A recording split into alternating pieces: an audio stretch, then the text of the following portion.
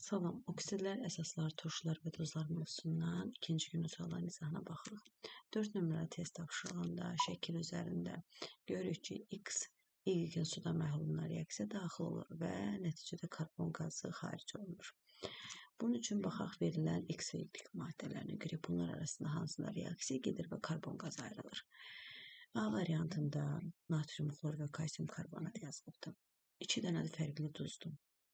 Qaydanı nəzəriyyəni biliriksə, onu yada salmalıyıq ki, iki duz arasında reaksiya o zaman gedir ki, bu duzların hər ikisi suda həll olan olmalıdır və nəticədə ən az heç olmasa bir dənə suda həll olmayan maddə duz alınmalıdır.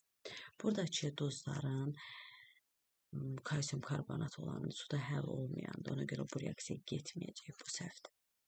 B variantında 2 duzdur yenə, amma bunların hər ikisi suda həll olan duzdursa da reaksiya gedəndən sonra da məsələn natrium nitratla birləşir, kalium isə karbonatla birləşir və hər ikisi yenə natriumun, kaliumun bütün duzlar suda həll olan duzdur. Ona görə bu reaksiyada getməyəcək, yəni çöküntü alınmır burada.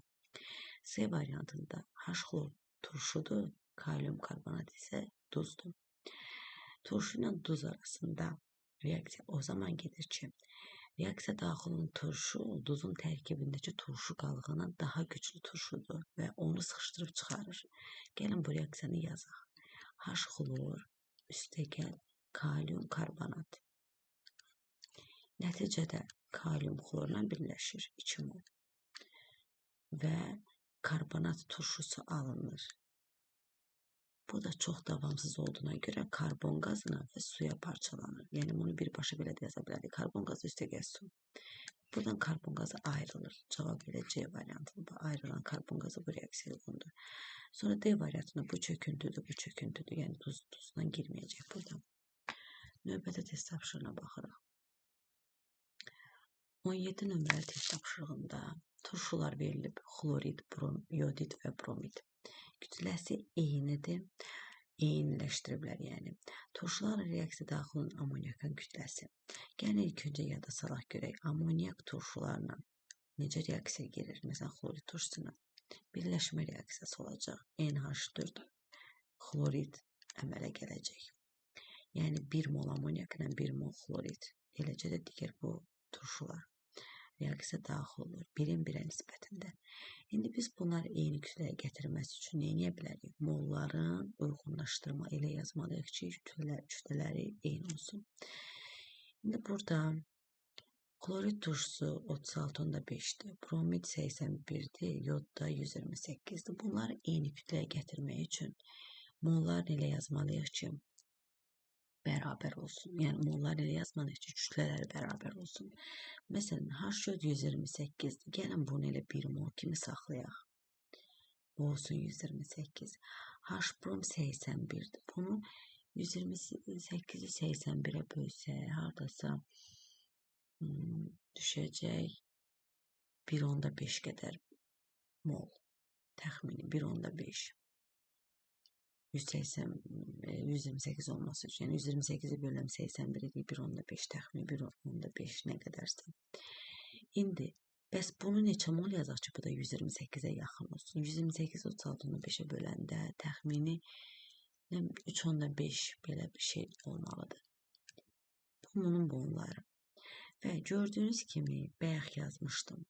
Amonyakla turşu arasında reaksiya nəticəsində mollar eyni olur. Nisbət birin birə.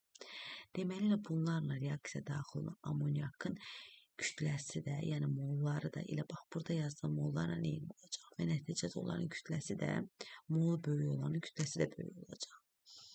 Burada 3.5 mol yazıram. Bura 1 mol, burada 1.5 mol. Deməli, ən çox kütləsi amonyakdakı budur da NH3. Yəni 17 qramdır 1 molun kütləsi. 3.5 molun kütləsi deməli, bunlar içərisində ən böyük olacaq. Deməli, M1 hamısından böyükdür. 1.5 olan M3'dür. O biraz bundan kiçikdir. Ən kiçikdirsə M1'dir. Yəni 1 mol. M2 daha doğrusu. Deməli, ən böyük M1 sonra M3 sonra M2 isə ən kiçik. Bu da E variantına uyğun gəlir. Daha sonra növbəti 19 nömrə testə baxırıq. Hansı reaksiyadan mesici hidroksid alınır? Zəif əsasların əmələ gəlməsi nəzəri hissəni yada salırıq ki, zəif əsaslar həmin əsasın tərkibindəki metalın suda həll olan bir duzunun üzərinə qələvi gəlməklə alınır.